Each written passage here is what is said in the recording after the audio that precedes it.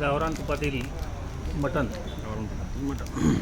आणि आपण आलो आहे गावठी पार्टी सावंगी जळगाव रोड छत्रपती संभाजीनगर. फक्त 280 रुपयामध्ये थाली गावरान तुपातील मटण थाली.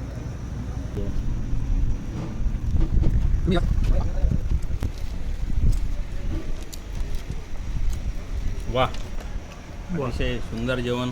एक नंबर.